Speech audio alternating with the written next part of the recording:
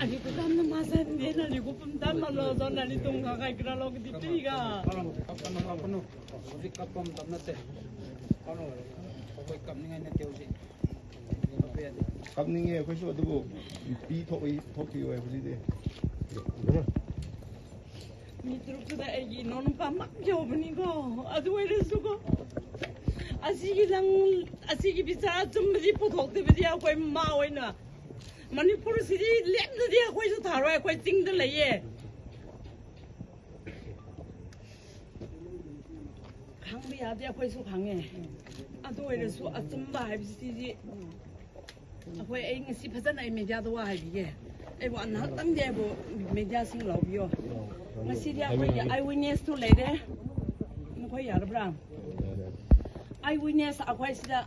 state government of an section asida tambiuda khoisu yam harawe otherwise so day 13 gi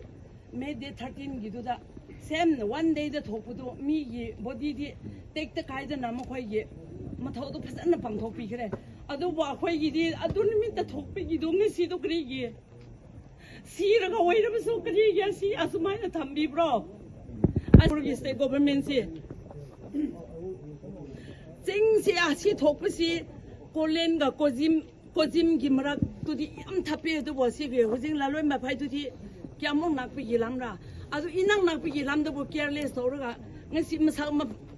asini ha na masa khang da bi da khoi lo ge da si kram ha na lo ge ra government asini khoi nong si bia khoi bo ngasi di government apam da khoi sun mi kun he na kun tha yo na khoi ngai bi ni adu khoi ya pam do asigi mi asibi gi akhoi gi apam akhoi gi demand akhoi pi de di akhoi so asida thamna so sab lau lau roi khoi eyewitness la ye Leilon Vaiphei si